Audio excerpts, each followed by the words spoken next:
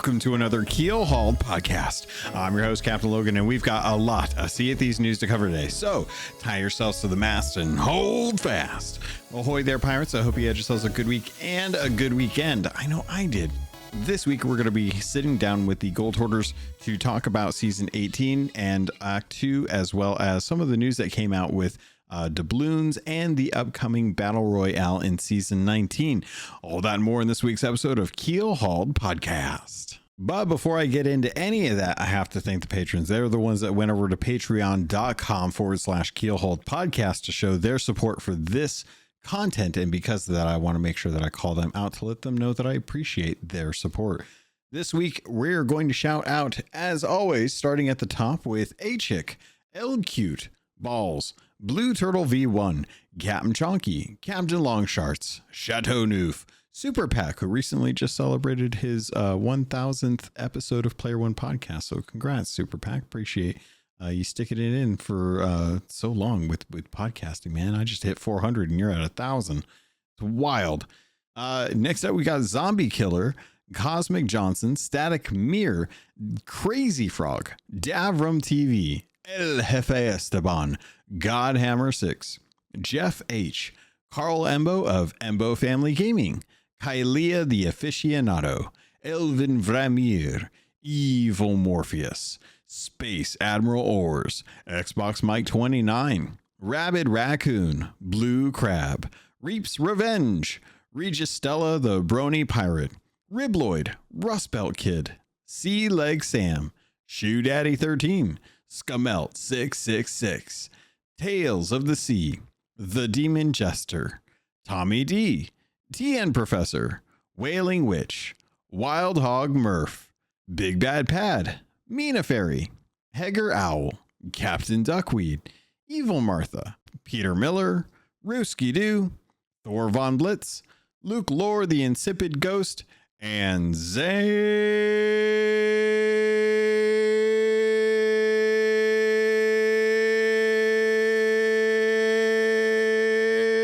Wow. Thank you all so much for your love, for your support, and for the continued investment in Sea of Thieves. Oh, I got a kitty I got to take care of.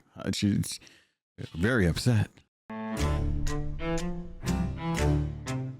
Welcome, everyone, to the January 2026 Gold Hoarder episode. This is the first Gold Hoarder episode of the year. And we are kicking it off with the beginning of Act 2 for Season 18, which returns us to the Devil's Roar to try and see how we can accomplish the time-limited event, given all that you have to do for it. And there might be even a couple little loopholes that folks may not have realized that I didn't realize until we actually got access to the game and to take a look at some of the deeds that are going live now. Outside of that, there's been a Sea of Thieves developer update where Drew has graced us with some information that has been concerning, I would say, to many, as it looks like they're looking to try and do something to reset the doubloon economy in Season 19. But outside of that, there has been the teased Battle Royale mode in the Sea of the Damned, involving 6 sloop crews who have to fight against each other in a complete all-in-all brawl to see who the last crew standing will be.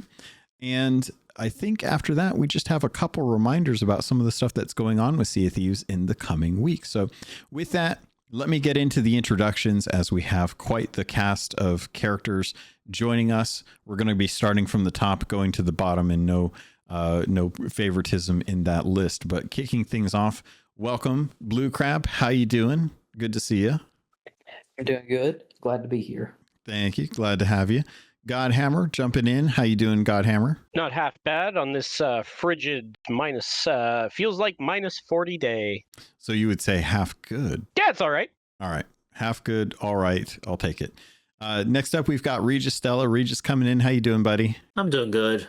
Foo Fighters came to town recently, and it's been a nightmare for traffic, but a great deal for those who like a bit of 2000s rock music. Oof. That's awesome. Did you get a chance to go see? I gotta know. No, I couldn't be bothered, to be honest. It's not my cup of tea. That's fair. Well, I'm glad that they are getting out and about. I personally am a huge Foo Fighter fan, so that would have definitely been a hard thing to pass up on my end. But glad you're here. Yeah, Hopefully, they've been the only tour in Tassie, which is if you look in the Discord's Gold Hoarder chat, then it's because of the Beaconsfield thing. Beaconsfield mine collapsed in 2006 in Tasmania. There were 7 people in the mine at the time. So they're coming as a result of this? One of the guys that was trapped in the mine for like days on end was like a fan of the Foo Fighters, and they kind of like, to honor him, and like the Foo Fighters came down to honor him, I guess. I don't know the story, just Interesting.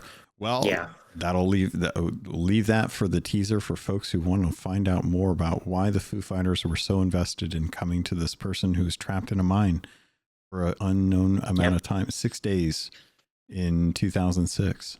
Awesome. Well, I appreciate the weird little segue. I didn't realize that was going to happen. I guess going down the list, we're going to jump into saying hi to Sea Like Sam. Sam, how you doing, buddy? Doing good. Jumped into a few sessions, seeing the new season. Haven't been really online that much, but it's looking very, very, very nice. Very good. Glad to have you. Welcome. I'm glad to hear that you got a chance to jump in. Next up, we've got Shoe Daddy 13. Shoe, how you doing, bud? I am doing fantastic, Logan. Nice. Glad to hear it. And then last but not least, the Diamond Pig purveyor, the kilt wanting wearer, Static Mirror. Static, how you doing, bud? I am doing good. It is finally warming up, as in it's about -15 right now. So, I mean, that's warm compared to the -54 last night. That's good to hear. Yeah, it has been, for those that are not in the East Coast or the Midwest, whatever you want to call it, in the United States, we have unfortunately been getting hit with a very, very strong winter storm, probably the strongest for the year, and one that probably hasn't come around in quite a while, according to what everyone who knows about this sort of stuff has been saying online and on TV. So for those of us in it, I hope that regardless of what happens, power stays and that you're able to stay warm and safe. And if you don't have to go out in the weather, then you don't need to. Meanwhile, Regis is sitting in the middle of summer, and I'm sure it's probably hot down there for him. Actually, how has it been, Regis? I'm always curious around this time of year, like how the summer's doing for you. So we did had a heat wave like a couple weeks ago, which was like, I just want to stay inside and have the aircon on all the time. Don't blame me. Don't blame you if you feel like that. But other days, like, there was some rain, some cooler days. I mean, in Tassie specifically, there's no ozone thing, so the heat from the sun that we get we have no emissions here in Tassie, so we get our heat the more intense way. Like, the rest of the country may be hotter, like, in their 30s and 40s, typically on a generous day in the rest of the country. But here, when it comes to late 20s and 30s, yeah, it's just absolute scorcher. Well, stay cool out there. We would be happy to pass on some of the cool weather that we're dealing with right now. I'm looking forward to some snow, to be honest. So as we jump in from there, Regis is one of the few people who could probably empathize the best with sitting around out in the roar. Act 2 for season 18's kicked off. We are now in the next 4 weeks of the Molten Sands Fortress event. This event is pretty straightforward, but surprisingly long in the short amount of time that I've gotten to really jump into this. As for the most part, something that I've discussed in past episodes is you need to pick a trade company. Doesn't matter which trade company it is, as long as it's not guild, because you will have to complete this for each of the 6 main trading companies. So pretty much pick a guild or pick a emissary. It doesn't take a whole lot to get to grade 5 right now. I'll definitely say that I think we threw up Hunter's Call, did one Ashen Lord world event and got to 5 off of that before even touching any of the treasure that had actually spawned. And then headed back to the trade company, or not the trade company, but the trade company representative at the outpost, not a sea post, picked up the Eternal Guard Voyage, went to that island and killed the Eternal Guard, got the special Molten Sands key, and then went to the Molten Sands Fortress way out in the Roar to start it and then kill the 3 skeleton lords that you start off with, 1 captain and then an Ashen Lord, before getting the key to be able to open up the vault in the Molten Sands Fortress itself, where we were able to get the Orb of the Banished, as well as a Chest of Fortune, an Ashen Athena chest, and a whole bunch of other loot, including some Megalodon stuff. So I wanted to set that up as a way to welcome everyone in and see if anyone has had any experience with this, and if those experiences have been positive, negative. The one that I did with Caleb and Achik went completely uncontested, and this was only on the second day in the middle of like a prime time for sailing on the East Coast. So anyone want to jump in to kind of share their experience, or if it's been hard or easy for them? Sam, go ahead. I find the first, like, getting to grade 5 is so easy now with the is it what 2.5 times the amount of emissary that you get. But then what I find a bit like how do I word this? It's a bit tedious once you kill the purple dude and then go and get the key and then put it in the fort and then do the fort, and then finally at the very end you get your loot. By that time it's very easy, especially because you have to keep your emissary grade flag up. It's very easy for a sneaky reaper to come and just sink you at the very end. I've had that 3 times now. Oh wow. Because I've been too busy immersive in the experience and just testing out bugs and glitches that I just haven't turned around, and they're just there in front of me. So I think it's a bit tedious, but at the end of the day, it's some great loot that you get from it. Like, finally easier to get all of my... Well, finally getting to see the orb, because I wasn't actually there at the point of the orb. So it was quite interesting seeing the orb, seeing all of that sort of new loot. Very cool. Quite good, quite fun. Awesome. Who else has got an experience that they'd like to share? I was able to do the fort for all of the companies, and it was only contested 1 time. The other 5, I had no ship even try to sink us. That's which was pretty nice. interesting because, yeah, it was the afternoon when I was doing most of them, so there should have been people, but there wasn't. The server was pretty dead. Glad to hear it. It's always nice when that happens. You get the free loot in there. Shu, I know I saw that you'd opened up. You got some stories you want to share? Kind of same as you. Like, we didn't really have anything contested. We did 1 Thursday and then 2 yesterday between me, Witch, and Frog, and Hammer was there on Thursday. It's just kind of surprising how little contesting has been happening. Like, even sailing today, doing Hourglass and stuff, we saw several that were popped, but I never saw more than 1 emissary ship like at Molten Sands doing the fort. It's very interesting from my perspective to hear this, because I was anticipating this being extremely contested to the point where it was akin to when we had those, what were they called? The Reaper Fortresses start off, and they had the 3, they had the chance for that mega stash of getting the 3 Chest of Fortunes.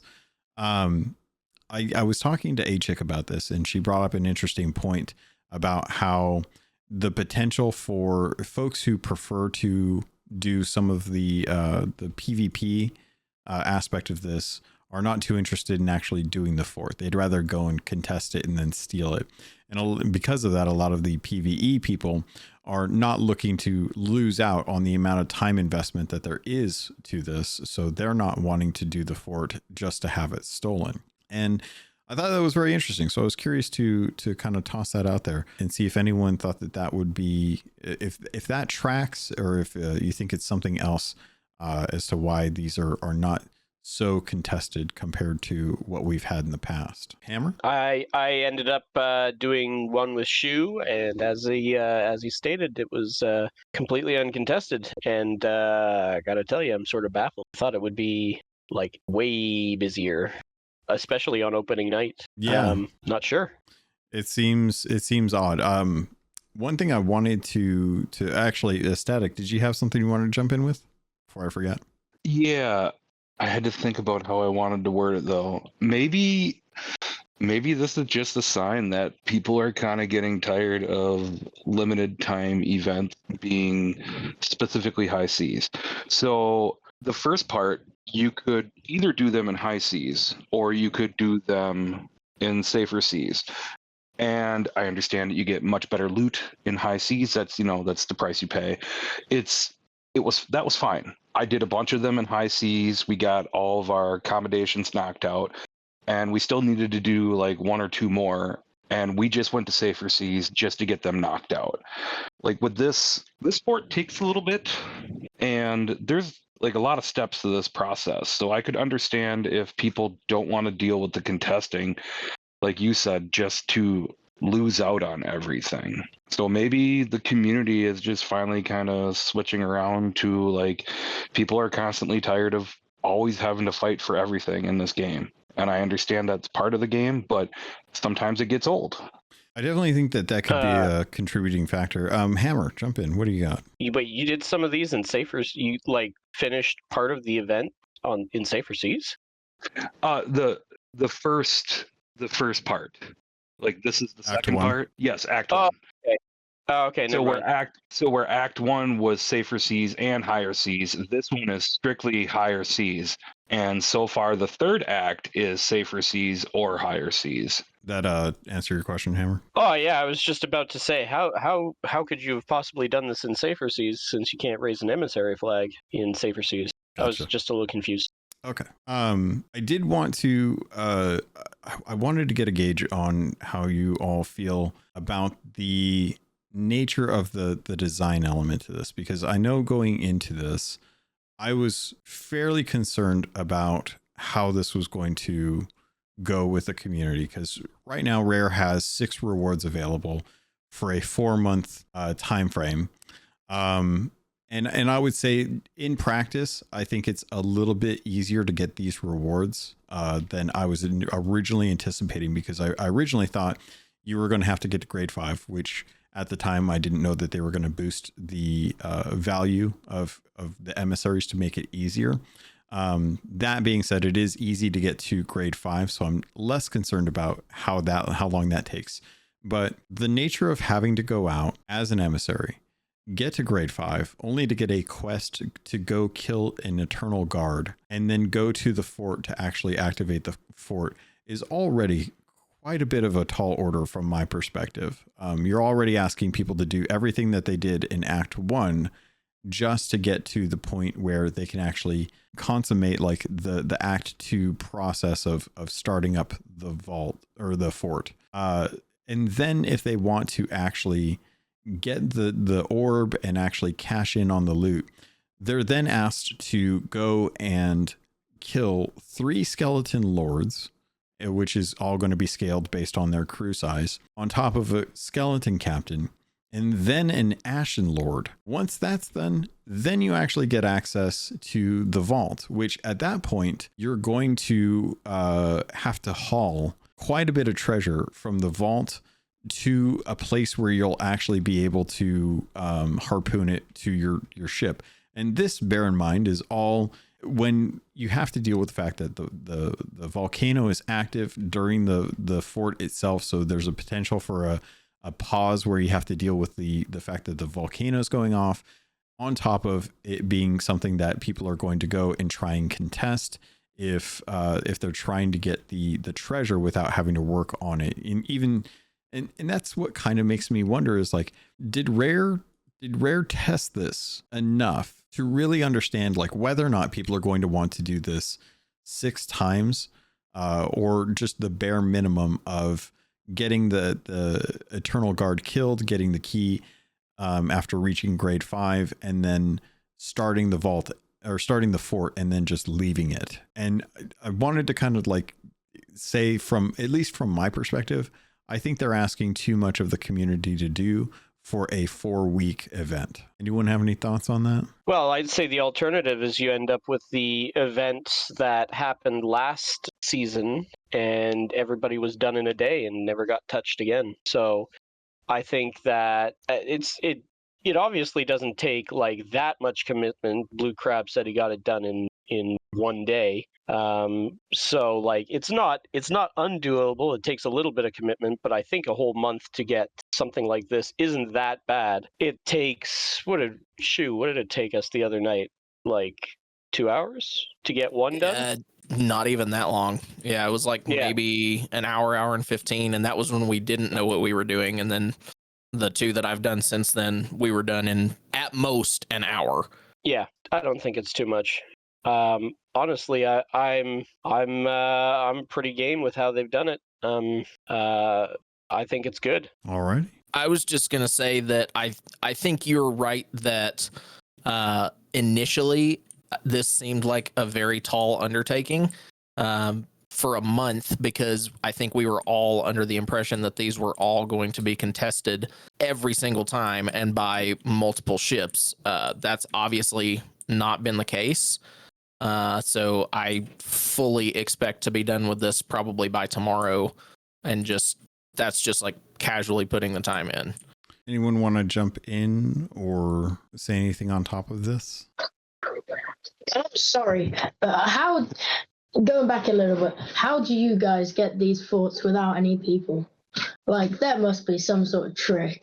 I think a lot of it's just the luck of the draw, because I know at least watching some streamers, most of theirs have been contested, and I fortunately there was not one that was going after us when I did the one so far.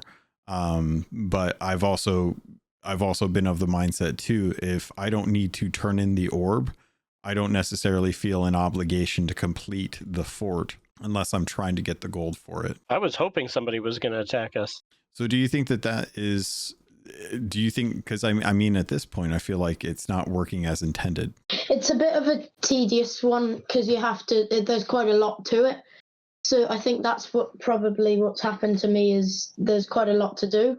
So I've just been drawn in and just not really looked around. I mean, I do scouts every 5 minutes just to test who's around me and stuff, but it's just, there's a lot to do on the fort, like you said, with an Ashen Lord and then another, and then a captain. 2 bosses and 1 mini boss that you've got to do. So it's a bit of fighting to do. I also asked the question of how do people who are not in the know understand how to go about doing this is the question I would also pose. It's like it is, raise the emissary flag, get to grade 5, grab the emissary quest, do that, and then take it to Molten Sands. I mean, it makes a little bit more sense when you have the key calling itself the Molten Sands key. But I think the stumbling block might be if they don't know how to claim an emissary quest. Do they know how to? I think that's a pretty valid point.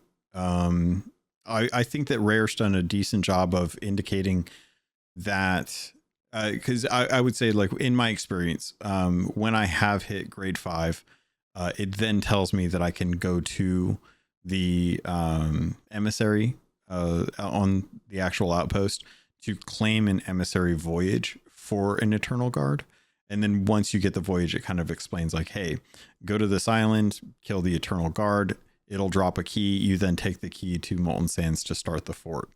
And maybe it's just one of those situations where if people are not quite sure what that all means, then they may be reluctant to go and actually do it because they have other agendas and that isn't the thing that they want to do. But I feel like we're still fairly early on in this event. So there's probably going to be some leeway for folks to kind of figure out like how things are going as they go. And then I think the Twitch drops being active right now may help try and incentivize people who are watching partners. Hopefully the partners are actually doing the event and actually like showcasing like, hey, this is how the Molten Sands time limited stuff works. How does everyone feel about the fact that you can get the rewards done if you get to Emissary grade 5, kill the Eternal Guard, and then go activate the fort? I think that's fine. I think the turning in the Orb of the Banished to get the thing might have been too much. I think just starting the event is a good compromise point. because it is a fairly long event, and if you lose out on that, or like even a one time, that would be discouraging to completing it the rest of the time. So I think just starting it is a good compromise. Good shout there. Anyone want to jump in on that? Alrighty. Well, if you guys are good with that, then we can move into our next topic, which is actually going to be addressing the doubloons, which if you guys have not had a chance to actually watch the video, I'd encourage you to head out and check out the dev update that Sea of Thieves put out this week. Drew's come in to talk about an issue that has kind of been on a lingering list of things that people have wanted fixes for. This one is so old that most people may not necessarily remember how annoying it was that we didn't really have a reason to have doubloons. Doubloons didn't really have much purpose. But Drew's kind of basically explained that in season 19, they are looking to wipe doubloons. They are going to be resetting them.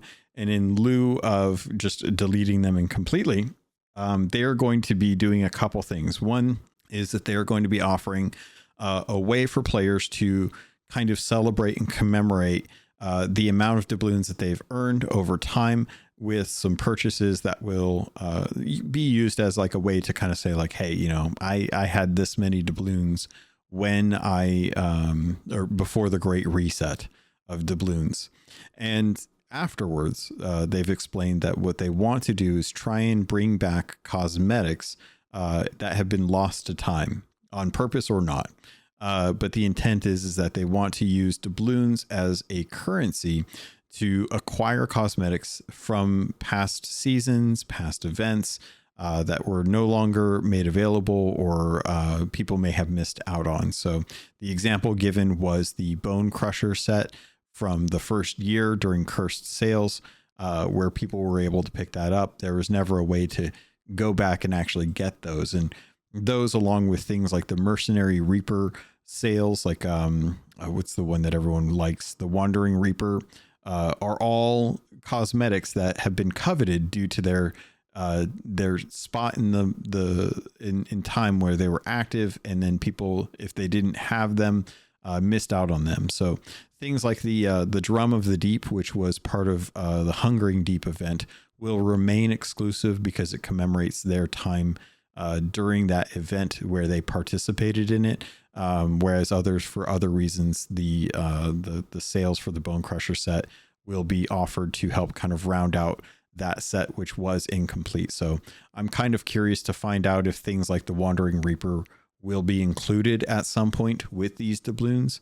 But overall, a lot of people seem to be kind of upset with this, and I'm kind of curious to hear from folks whether you think this is a good idea or a bad idea. I think it's a great idea. This is something that's needed to be done for quite some time. There just really isn't much to do with doubloons, and they've already shown that they bring in past cosmetics from last seasons, like a few seasons later, into the money shop. Mm-hmm. Or I should say the gold shop. So they've already been kind of doing this. So bringing back some stuff from like season 1 and season 2, I mean, it makes sense. Otherwise, doubloons are kind of pointless. They should have been used for cosmetics that are very hard to acquire to begin with. I'm going to kind of use an example of the Dark Adventurer set. When that came out, you know, it was highly coveted. Everybody wanted it because it was ridiculously expensive. I mean, it's still ridiculously expensive. And it was the only thing that was hard to get, to achieve, and sought after because of how much gold you needed. And they've never created any other cosmetics that are just as valuable. Like, they didn't do a reskin of it, or they didn't create new ones to just make them ungodly hard to find. So that's where the doubloons could have came in. Like, you could either spend 8 million gold on, you know, a Dark Adventurer hat, or you could spend $2,000 in doubloons to get it. Like they could have used the doubloons as like another way of acquiring something. So I think with the doubloon reset and everything that's going on, I think this is actually going to be very good. Shu, you wanted to jump in? I am going to disagree with you, Static. Because as somebody who was not here for quite a few seasons, the stuff that gets added into the gold shop costs doubloons. So those of us that weren't here for some of those seasons, we have a lot to spend doubloons on, and they're already scarce enough as it is. It doesn't, to me, it feels like this is just a way to try and fix the gold economy at the same time to give us the ability to spend gold on that stuff, and that's fine. But like I went and looked earlier today, I think if I were to realistically try and complete all of my buying all the clothing sets and all of the weapons and everything, I would have to spend upwards of 100,000 doubloons to catch all of the stuff that I don't have. It's already hard enough for me to get doubloons. I don't think a reset is going to change anything about that. Making those cost gold now, yeah, that's great, but like, why have I been spending doubloons on these for the last year and a half? If I could have just saved the doubloons and bought something fancy with it when they come out with the commemorative stuff. And I don't know, it just feels like a way too little too late kind of thing to me.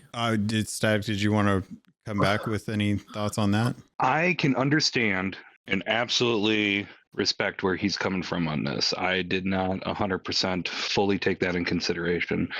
So I understand where he's coming from 100%, and that could slightly change my mind a little bit, but not much. I want to toss out the idea because I know I've seen some good suggestions in our Discord, which has been a lot of good conversations about that.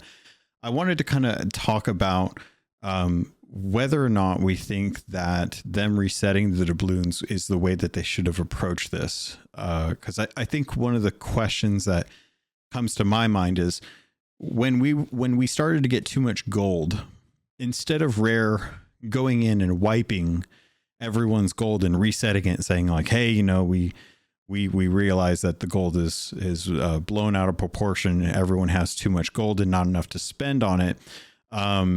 They added stuff to the game, you know, repurchasable evergreen content is what I call it. Supply crates, captaincy supplies, trinkets, dark adventurer, stuff like that. They've added content to the game to supplement that, to give players an opportunity to dump their gold into something. Not to say that that's a fix for it, because I know that there's still a lot of people that have a lot of gold.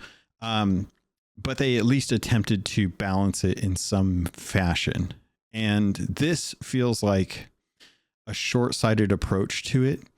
Whereas instead of taking away progress that people have made in the game through collecting doubloons on their own, just, you know, on their own reasons and not spending it, they are just taking, they should have been doing something to try and add to the game. And to Shu's point, I think having cosmetics cost doubloons is one way to do that. But there should be a way that they could do that is more evergreen, by supply crates that cost doubloons, or and Shu, feel free to jump in because I've got another idea, but I don't want to lose the thread if you want to continue on this. Yeah, no, I mean, that's exactly what I was thinking about this. Like, that's why I think it's more of a too little too late kind of idea, is because realistically, going back 5 years, 6 years, 7 years ago, they should have been adding things that cost more gold, not just continuing to add things that cost the exact same amount. That fixes your gold economy. They could have done the exact same thing with doubloons, where slowly but surely things just cost more doubloons, instead of, you have people like Hammer that have excess of 30,000 doubloons because they literally have nothing to spend them on. Add things into the game to spend the doubloons on. Don't take away the doubloons because there's nothing to spend the doubloons on. Well said. Static, jump in. I feel there could have been an easier solution for all of this a long time ago. They already have a system to where you can cash in doubloons for extra gold. Why could there have not have been an opposite situation to where you cash in 100,000 gold to get one doubloon? You know, like a currency switch. So why couldn't there have been somewhere where people that just have utopious amounts of gold just throw gold away to get minuscule amounts of doubloons, but that would fix your abundance of gold and also acquire people to acquire more doubloons? I think that that's a fine idea because we currently have that doubloon to gold currency transition or transaction. The fact that we've never had a way to do it the other way around, I think, has been an oversight by Rare. Personally, I think that that's something that they should have added to the game for sure. Can I toss out an idea and get some feedback on it? Because I've been thinking about this, and there's got to be a way to show the community an appreciation for the time investment that they've had, while still not, or while not changing how people are kind of experiencing the game. So right now, if you're, say, Big Bad Pad, you have 98,000 doubloons. There's nothing in the game that you can spend that is going to chew away at that 98,000. What we currently have is a seasonal system that offers us a way to get a free track of cosmetics that are in the game. All you have to do is spend time. You spend time in the game, you get those cosmetics. There's a paid version of this, which is the Plunder Pass. That Plunder Pass can only be accessed through the real money system, through ancient coins. You can purchase it outright through a store, or you can purchase it with ancient coins.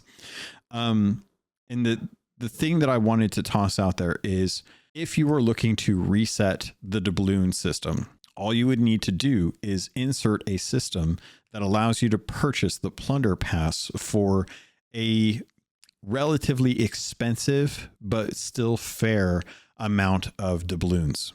And it could be anything from like 30 to 50,000 doubloons. You can buy the Plunder Pass. That would sink most people's current doubloon cash within a couple seasons, or a few seasons. At least, you know, if they're looking to spend that, they would probably have to go farming quite a bit to be able to get enough to purchase that Plunder Pass. It would wipe the economy, and anyone that wanted to buy something that then came out later in the game that was doubloons would then have to try and prioritize. Okay, am I gonna go farm for the Plunder Pass, or am I going to continue down the route that I always have, which has just been purchasing it through real money? Shu, you got your mic unmuted. What are you thinking? I think it's a great idea. I can tell you that will never happen. I because recognize it cuts profits. Yeah, I recognize the likelihood is low, but I wanted to put it on the table as a conversation on if people would think that that's a bridge too far, or if that's something that would actually be a way to, because I mean, at this point we're going to get commemorative stuff, and how much are people going to collect that to actually use? I mean, giving gamers what they want, that's taboo in the entire gaming industry right now. It's Shu said it best. It would cut corporate profits, and that's an absolute no-go. Anybody who's got 98,000 doubloons is the kind of person who's going to be buying the Plunder Pass anyway. So why would you institute that and give up the $10 off that one? If I were to tell you that the favorite shop that you go to is offering a buy one get one free deal, we'll say coffee, or we'll say ice cream. You go to your favorite coffee shop, or you go to your favorite ice cream shop, and they say, hey, we're doing a buy one get one sale right now. If you want, you can get what you normally get, and then you get a free one on top of that. Do you think that folks are going to turn down that free thing if that's an option that they didn't have to invest anything more into because they've already been a loyal consumer? You do that because you have competition in the area. My local hobby shop was basically the only game in town for 20 years, and they never felt the need to introduce a loyalty system into their model. In the last 4 years, 2 other shops that directly competition with it, or are in direct competition with it now, and suddenly they've got a loyalty system, along with a store VIP system. Sea of Thieves has no competition in this market, unless we're talking Skull and Bones, and well, again, Sea of Thieves has no competition in this market, so why would you? That's a valid point. I would like to disagree that Sea of Thieves, in fact, does have competition in this market. It may not exactly be a pirate game, but I'm gonna hop on the bandwagon of Arc Raiders right now. That is a PvE game, just like Sea of Thieves, and they kept the cost of the game low, and they are giving out money for free in that game right now. And they are a third-party developer that is not under any major label, and they're still profiting like crazy right now. To celebrate, I think it was like the New Year's, to celebrate the New Year's, they gave everybody, even if you just registered for one day and played the game for one day, they gave everybody $10 to go to their shop and buy cosmetics for free. And then once they hit 10 million registered players, they gave every player a free golden pickaxe just for, being a member of the game. So it's tough to say that Sea of Thieves couldn't do something like that, because Arc Raiders is definitely a competitor, and it is probably the biggest game on the market right now, especially Twitch-wise with streamers and everything. So if a third-party, nobody named company can do this and still make a profit, I think Microsoft can still do the same thing. It's just the fact that they don't want to. Shu, I know you had some thoughts in there, and I want to make sure Hammer has an opportunity to kind of come back if he had any thoughts. No, what you were hitting on with the buy one get one free stuff, like that's exactly why the Plunder Pass no longer gives 1,000 ancient coins, so that you no longer can just roll into the next one. They need those profits to stay afloat. They're not going to give us a way to get the Plunder Pass for free anymore. That's a good point. Hammer, did you have anything you wanted to share or come back with as far as feelings on the competition, not necessarily being a pirate game, but more or less just time played? I would say that right now, Embark, who makes Arc Raiders, is sitting flush in cash. I mean, deservedly so. Seems like they've got a quality product on their hands, so that the kind of money that allows them to do this sort of thing. I would also like to point out that they are owned by Nexon Corporation, so they are not exactly a small third party. They are a wholly owned subsidiary of Nexon. So I think, truth be told, the argument that time investment is a factor, and to be competitive in that is a reason for Rare to be considerate of why they're asking players to spend time in their game. I will say that most of the Twitch streamers who make their living off of Sea of Thieves have all been spending a lot more time in Arc Raiders than they have in Sea of Thieves. A lot of the partners are currently hitting the minimum for number of hours streamed a month for them to be able to retain their partnered status. Yeah, status. So there's not a whole lot of reason right now from their perspective to continue spending time in the game. And not to say that giving away a plunder pass would fix that. But at its core, I think Rare could do with some community sentiment wins, because at least on the comment sections on social media, everything that I've read is that this is tone deaf to the progress that people have made in the game with their doubloons as a currency that they've earned, and that the compensation may not necessarily reflect what they've been able to obtain, and that this does not necessarily hit with any of the requests that players have been asking for when it comes to feature requests for the game, and that there's still more pertinent things that people would rather have than worry about what's going on with their doubloon currency. So to kind of put that out there, does anyone want to touch on those as far as like subjects, Shu? Oh yeah. That's been a very popular theme that I've seen on both X and Reddit, is people very angry that, I mean, we've been asking for saved like outfits and weapons for 8 years, and it's all of a sudden, hey, the doubloon market is messed up, we're gonna fix that instead. Yeah, I would definitely say that from a perception check, it seems like a lot of people are not quite pleased with the implementation of how this is looking. But we also have yet to see like what they're offering or how their solutions are going to roll out. But it kind of feels like when they shut down Arena, how they kind of came out and said, hey, here's your warning, we're going to be shutting down Arena. You might want to get in there and get that done, because once it's done, it's completely going to get wiped. Anyone else have any thoughts on doubloons? Have you been saving them for something in particular?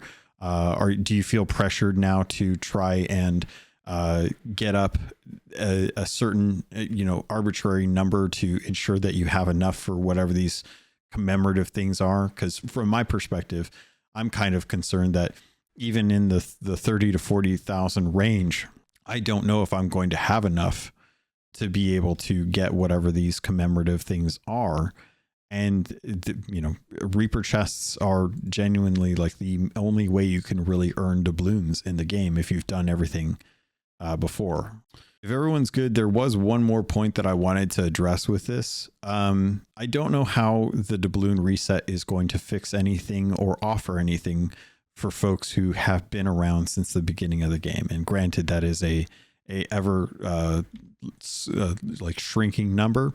But I don't know why I'm losing my doubloons when the thing that they're going to be doing is offering content that I already have had in my account. So I feel like from my perspective, I'm losing a currency that I didn't necessarily care about, but definitely would have rather have seen a better fix for than offering stuff that I already have. Well, you got to keep in mind that it's for people who don't have the things that, 8-year veterans do have, if that makes sense.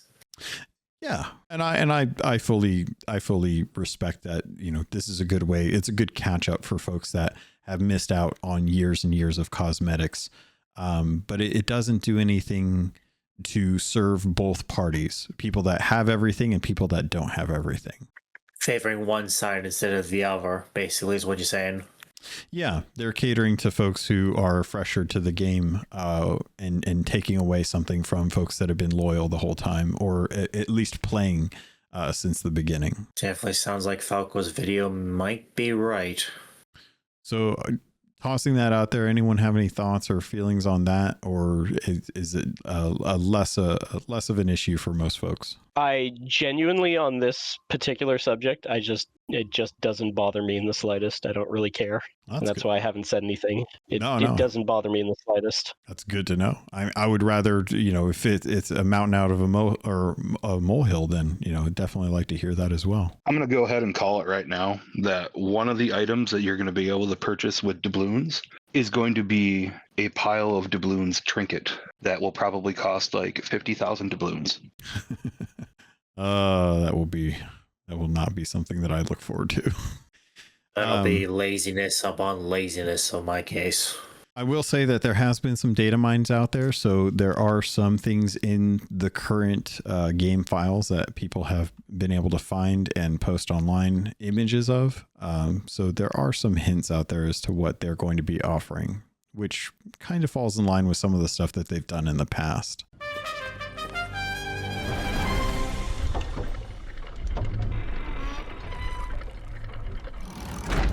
All right. Well, aside from that, I guess let's get into the last topic for the episode and talk about this battle royale mode, this time limited battle royale mode. We're going to be sailing into the Sea of the Damned. There's going to be 6 crews that are going to go head to head against everyone and see who survives at the end of the day and gets the reward for whatever this is, even if it's just a test. I'd be very curious to find out like how this works, but we don't have a whole lot of news on this. But I know it's worth talking about. Is anyone looking at this as something that they want to check out, as it kind of harkens back to that old school arena style game where we are kind of going head to head, but instead of fighting for a chest to turn in or sinking other crews, we're purely just seeing who the last man standing is? I am incredibly excited about this. I have a much bigger background in battle royale games to begin with. So I prefer that style of fighting. Don't get me wrong, Hourglass is great. But I missed out on getting that arena experience. So this feels like a happy medium to me, where I really think this is going to be a lot of fun. I think it's going to potentially get people excited about Hourglass again. And it's not just going to be a sweat fest anymore. But I already know that there's some people that have issues with this fight style and have already said that they won't play for the month that it's around, or won't do Hourglass for the month that it's around. So like, I feel like we're at a point where everything is going to be a contentious topic for Rare.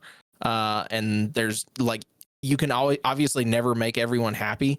I just feel like adding another mode and another way to enjoy purposeful ship battles shouldn't be a hot topic, but it apparently is going to be. Interesting. It's Static. I want to get your thoughts in on this. I agree with Shu. I'm actually kind of excited for this as a person who doesn't really go into diving that much for ship battle. I didn't really get to experience arena very much at all. I accidentally went into it once when I first started playing the game, and I achieved level 1 in arena before they shut it down. But my question is it only going to be 6 ships, 6 solo, or are they allowing up to, 2-person ships to do this, where it's a lot more of a cluster, is what I'm getting at here. And it really depends on what the reward system is going to be. So currently in diving, if you win, you get like half a level. If you lose, you get 1/8 of a level. So if there's 6 ships, if I'm the very first person to leave, do I get almost little to nothing experience? And then if I win this battle and defeat all the other 5 ships, do I get like 3 levels out of this? Like, I guess it depends on, is it only the winner that's going to get rewarded, and it doesn't matter what place you placed below that, you're going to get nothing for reward? I guess that's my main concern right now, is how is the reward system getting divvied out for your participation? Hammer, jump in. So I am looking forward to it specifically. I also am confused whether or not it's 6 solo crews or you can do 6 duo crews as well. I'm not sure what that is. I think this is going to be a good time. I do think that there is one potential block that I can see out of this is the much like you die or you spike a server. How are you going to end up like stopping people from spiking a match of this? Having like 6 boats in your like Discord all spiking at the same time to see how many of your crew, your people you can get into the fight at the same time, and thus you can just sort of murder out the competition and decide amongst yourselves who wants to take first, second, third sort of deal. That's my biggest concern. Otherwise, I do also think that this is going to be a giant sweat fest. Sorry to say, but I'm here for it. I'm excited because that element of chaos sort of makes it interesting, because you can if your whole deal is you're an excellent boarder, you leave your ship alone for like 2 minutes, even in this mode, it's going to end up. That's a long time to leave your ship alone, especially when like 5 other people have their own focus in the match. I think it's going to be fun. I think it'll if it's smartly done, it will award reputation based on your how quickly you sunk, sort of deal. So if you ended up like in second place, you get a pretty decent chunk of allegiance out of it. And if you sunk first, you get like the standard loss rate for the Hourglass rep. Yes, I think it's good. I think one of the other things we got to touch upon is the fact that it's going to be like the event for season 19, but then they're recycling it in on a like a once a month basis, so that it's concentrated on like one weekend for you to go in and do this free for all, which I think is probably good, so that it doesn't end up just like becoming a dead feature. Because why would a feature become dead like that? Is because you can do it at any time, and when you can do it at any time, it loses that Appeal? novelty. Mm. And appeal and novelty is both good. So I think going to a once per month basis would be good. I think they should combo it with fight nights as well. That they should do at the same time. Make it like the Hourglass weekend for the month, which gives you boosted golden rep sort of deal. I think that'd be good. All good points. For me, the spiking of servers I think is inevitable. I think for me, the two concerns that I would like to express is cheaters, and if you lose quickly, are you going to be kicked out and allowed to jump back in to a new match at a fairly reasonable rate? Because I think it would be kind of a pain if you had to wait out a whole fight. And the other part of it is how is there going to be a time limit the way Arena did? Because I think that that what originally was the perfect amount of time, I think 24 minutes was a fantastic time frame. They originally they had to change it to decrease it to kind of get faster matches in. So I think they put it down to like 15 by the end of the life cycle of Arena. But I could easily see having crews get stuck in a match where they are just exceptionally good and well matched, and it just ends up being a very long fight. And I think that concern has been addressed in standard Hourglass with them wanting to do the shrinking circle. And I think that will hopefully be something that they've have they talked about that outside of the insider stuff? I can't remember. I'm conflating insider forums with what they've actually talked about in the video. Yes, they have brought that up. Okay. So yeah, I think that's something that is going to hopefully be in place when they move through with it, because without that, I think that we're going to run into this issue where it's just long matches are just taking too long, and they need to try and shore that up if this is going to be a limited time event, and that people that lose early need to get kicked out so that they can jump back in and reduce that time of like pain that they feel when you lose. You don't want to think about that for too long. You want to get right back into the next match. I'm almost certain that it'll be much like Hourglass as it is. Once your ships sink far enough into the ocean to the point where it disappears, that's probably when you'll get migrated out of the match. Yeah, that's my hope as well. Anybody have any other thoughts about this? Sea of Thieves testing out their Battle Royale, which, to be honest, it's interesting to me. Just kind of reminds me why I think the original Arena mode was a good enough system. And it just needed to have its own mode separate from a duplicate client of the entire game to be able to utilize properly. So I thought Drew said that this was going to take place in the Sea of the Damned. And Yep. Okay, so you can't technically spike the server then.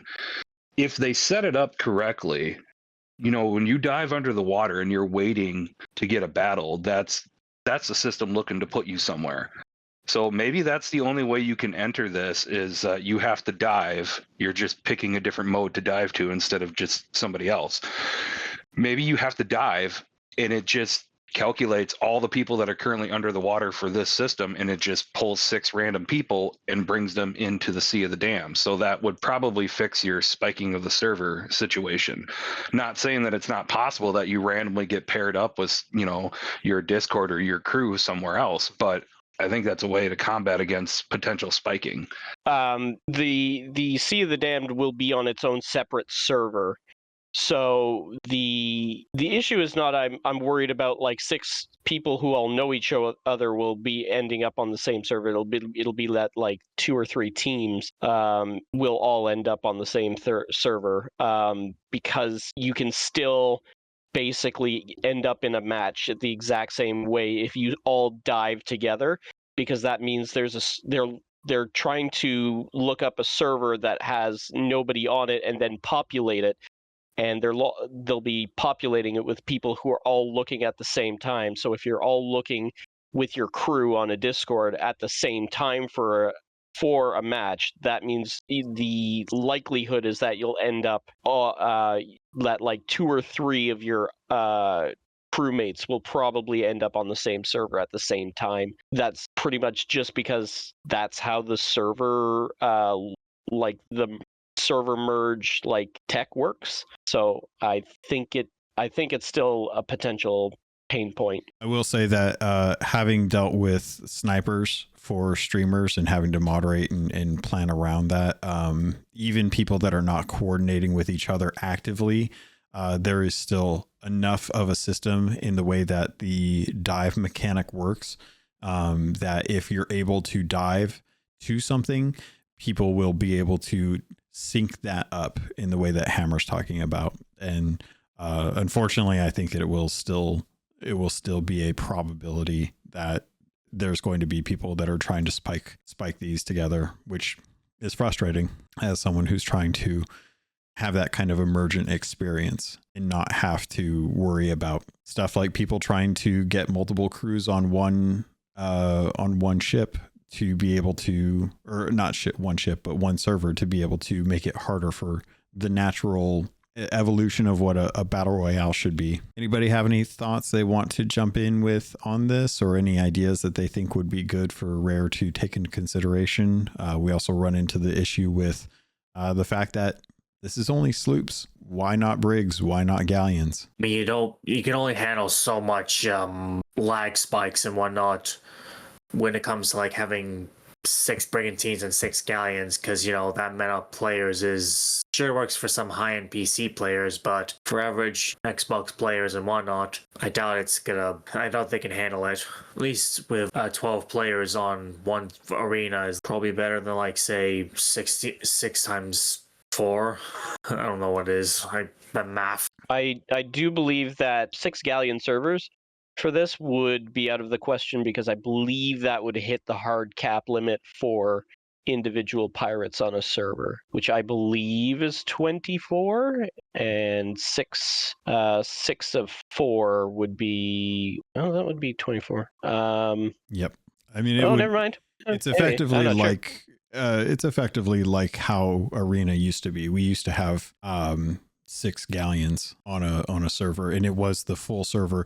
With it being the Sea of the Damned, it feels like it's its own instance. So there really shouldn't be too much geometry or islands to have to worry about for people to have to sail around. It's just one kind of thing. And having just its own server would mean you wouldn't necessarily have to track much else outside of just that group of crews working together on that battle royale mode. Shu, what do you got? I mean, that's pretty much what I was going to say, was that it wouldn't hit the geometry, but this is just yet another call. Let go of the Xbox One.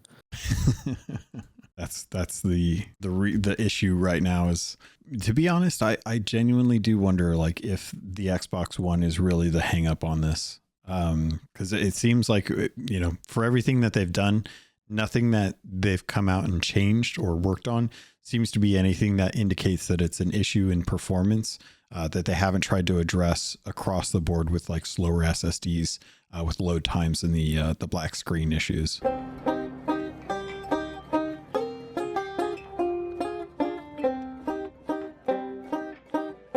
Anybody got any more thoughts, comments, concerns they want to toss out? They had he was speaking about the restrictions for pirates to engage in Hourglass in specific. That's true. Do you have those handy? Do you want me to cover them real quick? I can try and remember off the top of my head. There's one particular pain point that is specific only to me specifically, and because of the way I do things, because I think it's funny. But you have to have completed the maiden voyage in full. You've had to complete the training voyages for each faction. And then you have had to reach a certain level in Reapers, I believe. Does that sound right? It does. Yeah. Okay, I will get to my specific grievance. I hope that maiden voyage stipulation doesn't apply to me, and there's no reason why it would be. I would be exempt. Because I have all the achievements unlocked in this game except for complete the maiden voyage on my main pirate, and that would suck to have to unlock that now because of this. Everything else I'm in complete favor for except that one issue, because I don't want to unlock that just yet.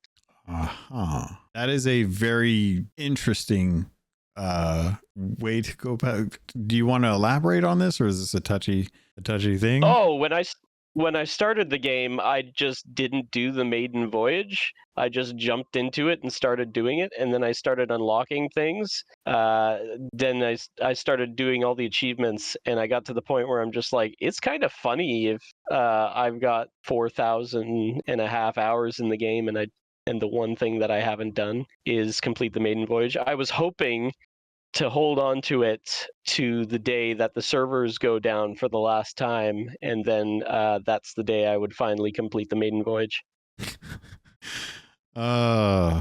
Fair. It's an interesting quirk. Just so you got like one piece of content that you've never touched waiting for you on the last day.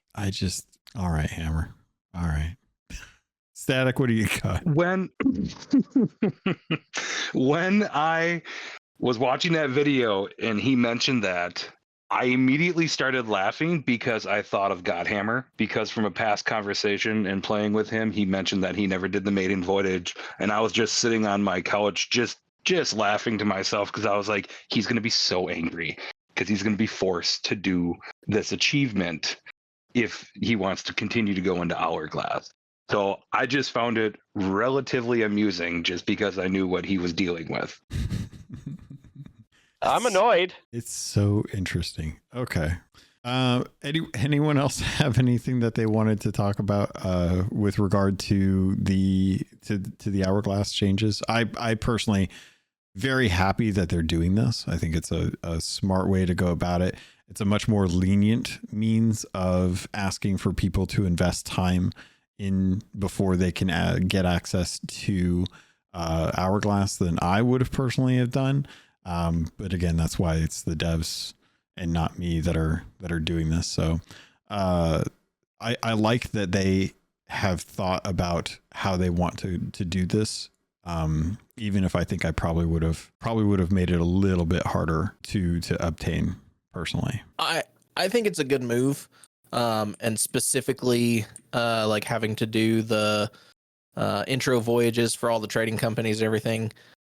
Because you have to be intentional about wanting to cheat, creating a new account, going in and doing these specific things. Like, it's not like you can just go in and earn a specific amount of gold or get a trading company to a specific level or anything like that. Cheaters can do that kind of stuff really easy. I like that you have to do the maiden voyage. Like, you have to finish those intro voyages and stuff. Like, you have to be intentional about what you're doing to try and be able to do Hourglass. So while it does seem easier than I would like it to be, I do like that it's not just mindlessly going in and, okay, I got to create a new account and get all my trading companies up to level 36 or whatever arbitrary thing that they set. Like, you have to be intentional. You have to want to play the game. The one thing that I think that we haven't really jumped on in this, and again, this is still open for anyone that wants to jump in, but I like the fact that if you're going to be doing Hourglass, everyone on your crew has to have completed these requirements. It's not just a matter of one person having an account that invites people in to be able to get access to this. Everyone on the crew, if you're going to dive, has to go through and intentionally go through all of these requirements before you can even have the option to dive. For all my comedy reasons of why I am opposed to this, it is in actuality a great a good move, and it should be done sooner than later. I got no problem with any of these restrictions except the obvious. It's wild. Blue Crab, did you want to jump in with your thoughts? My thoughts on the Hourglass levels and all that for like actually being able to participate. If you had any, no pressure. Yeah, I think the like regulations they're going to put in place are good because they're mostly PvE focused, and people that want to cheat in Hourglass, that's kind of like the exact opposite of what they want to do. So it'll repel a lot of people, I think. Might just push the cheaters back into adventure. Most certainly. I think that is every time we've seen something where Rare has been putting a restriction in for PvP, it usually results in something happening to the PvE aspect of it. Sam, what do you got? Can I ask, is this about the smaller circle, or is this In general, or just as a talking point that you wanted to jump into? because I've heard a few things that the circle's getting smaller. I think that'd be pretty good as well because it stops people having the urge of maybe trying to go away, like get away from you to try and like go around the circle. So it takes away the space a little bit. So it means that you can't really run as much as you used to be able to do. I think it's also like to limit people's time of doing the actual fighting to like a shorter thing, so that way they don't spend the whole, like, say, afternoon fighting each other, because smaller arena means more incentive to like kill the opposite opponents. To this done easy peasy, or as easy peasy as you can be for a PvP player. Yeah, I think that it's something good. I'm also wondering a little bit about how that's gonna go down, and if what's gonna happen. How are the cheaters gonna evolve? Because I'm not gonna sugarcoat it. There's cheaters everywhere. They're gonna find some way around it, I reckon. And I just hope that we can find an easier way of ending fights quicker, like Regis said. Definitely think there's opportunity there to see how things go. And hopefully with time and feedback, Rare are willing to adjust the timing on how those fights are, because we haven't quite gotten a chance to see how that's going to go in the long term. Hammer, did you have anything you wanted to jump into with this? Yeah, the shrinking circle is up on Insiders for testing right now. So the general overview of it is the current bounds are staying the same, but it starts shrinking after 8 minutes of play. And then the transitions between the circle sizes will happen gradually over 2 minutes. And it will shrink 3 times total and it gives you enough time to like get into the circle as it starts shrinking, providing audio cues, music, and on-screen toast pop-ups to alert you that the bounds are shrinking. And the final one will there will be a final size at that point. It'll be, I imagine, fairly close in. I think my only concern is about how long it will take you.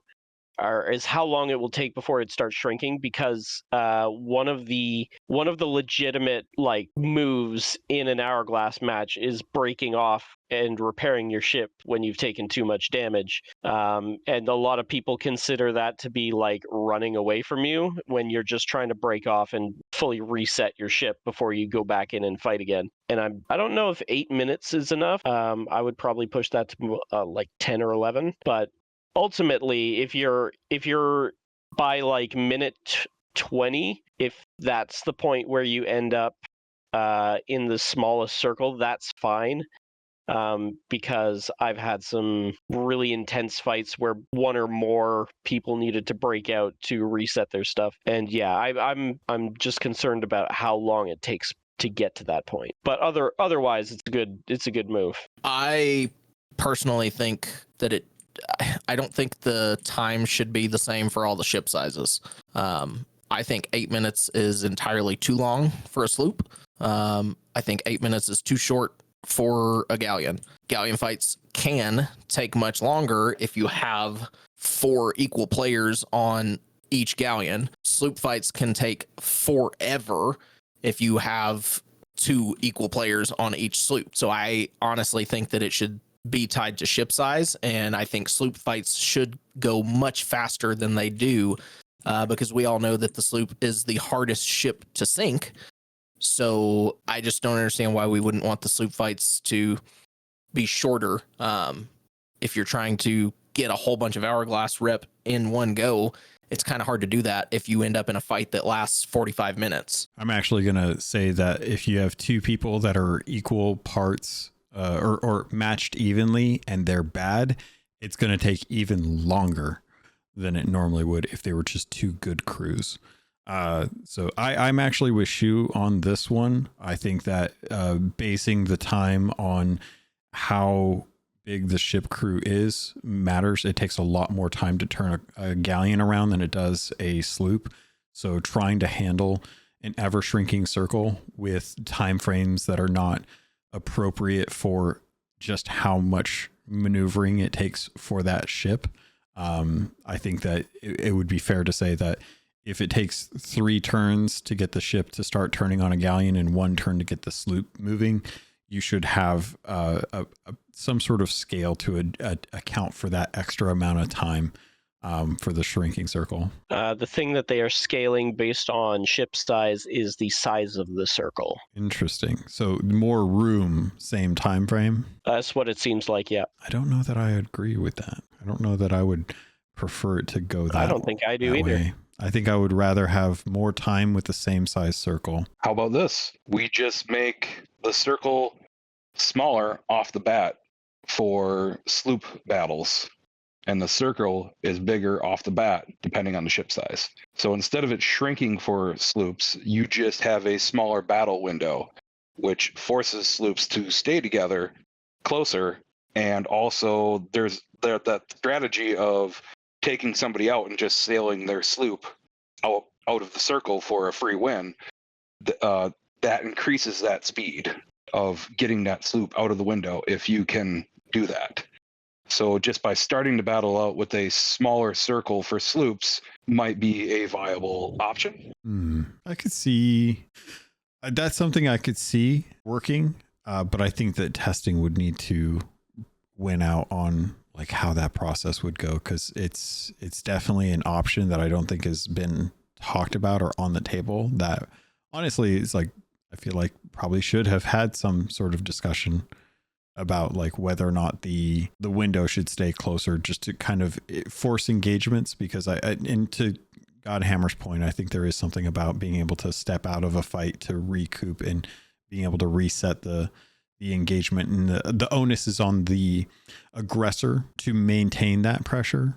But that tends to be kind of hard with how big the size of the circle is when doing our duos on a sloop. Anyone have any other things they wanted to jump into, or is everyone feeling pretty good about this? Hear me out. It's not about Hourglass, but I've been thinking, and this could be like a video idea that we could do on private servers, capture the ship. And I need some help here because I don't know whether do burning blades actually spawn in private servers? That's something I'm not quite sure of, but I imagine I see where you're going with the idea as far as having something where people need to kind of capture a ship versus the other ones, and it's a PvPvE. Yeah. So like, but it could kind of be repetitive, because like you could have one ship claiming it, and then that crew that just claimed the burning blade or the whatever ship we want to take, then they have to fight off everyone else, and if anyone else gets to claim it, then they have to start all over again, sort of thing. So like it's like a little game mode that you could do, like make a video on. It's definitely feasible as far as like an option goes. Well, Pirates, I think that's going to do it as far as this episode. I appreciate everyone hanging out. This was a lot to kind of go over in the short amount of time that we typically have for these. So I appreciate everyone hanging out.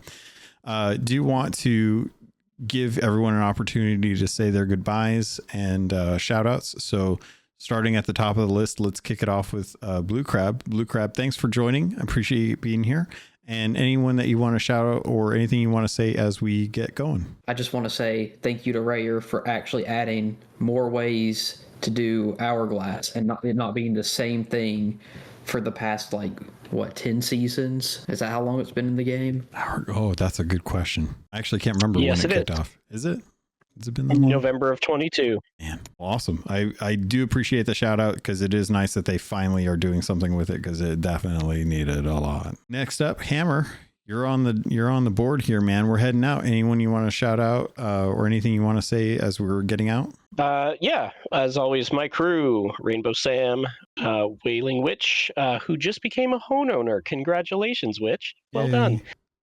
And Tengu. Hey, you guys are great every time. Along with shout outs to Katgar, who's always a fun hang, and A-Chick. Thank you for inviting me on the stream. It's always a pleasure. Awesome. Good shouts there.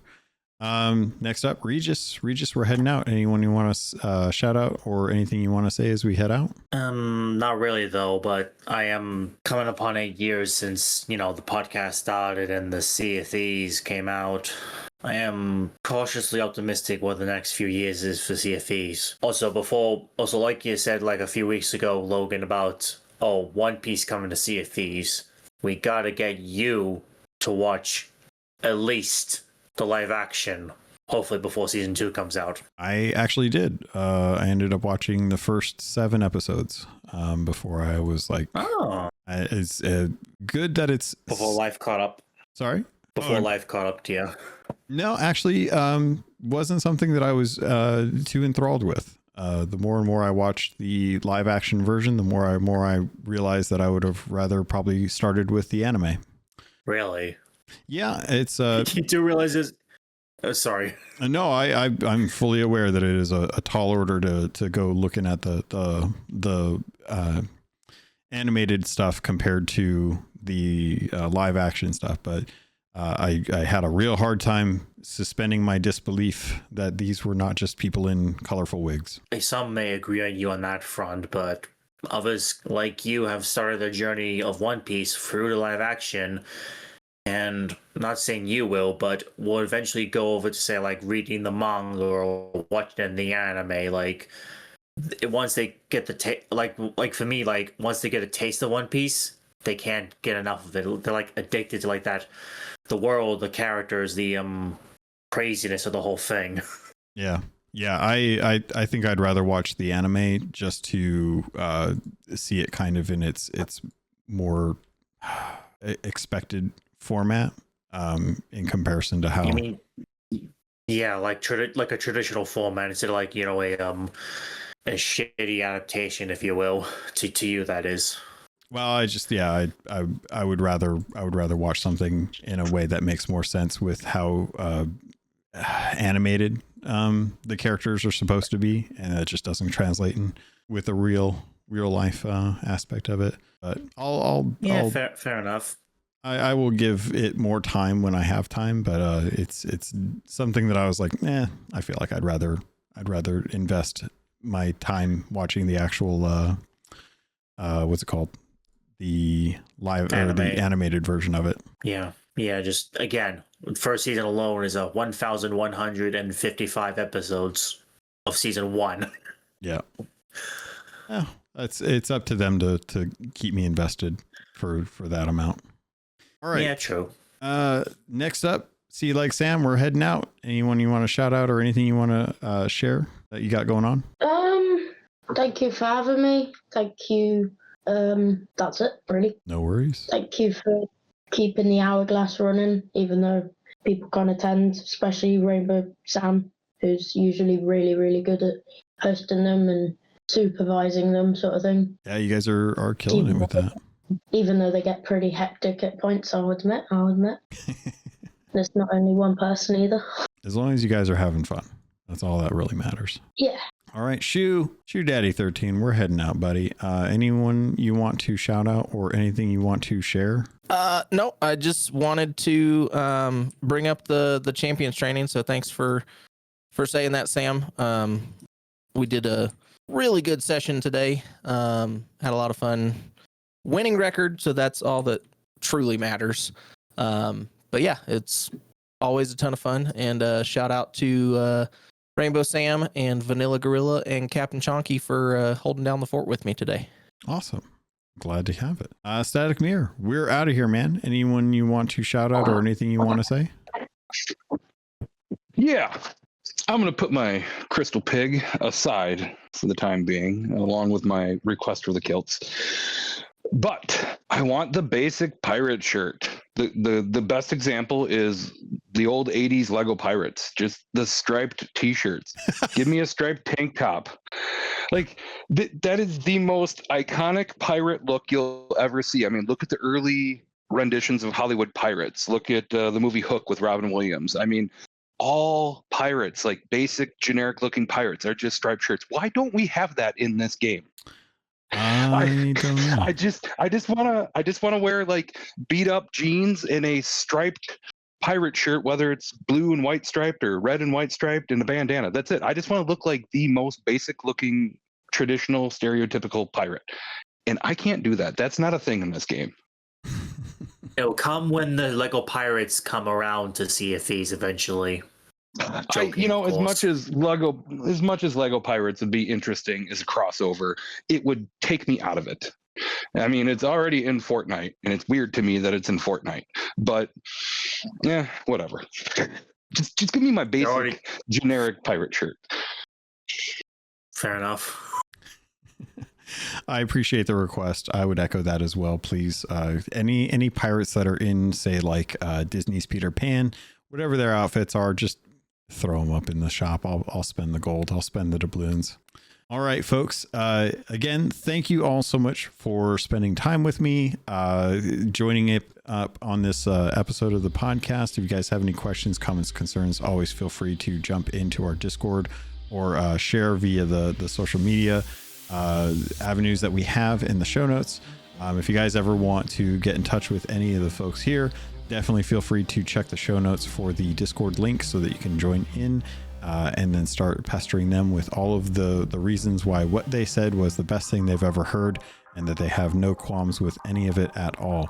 Otherwise, feel free to dislike the video that goes out stating that we're all wrong and fools for thinking that anything we wanted was even feasible. And with that, Pirates, I think that's going to do it. So thank you. Love you all. And I look forward to sailing with you on the Sea of Thieves.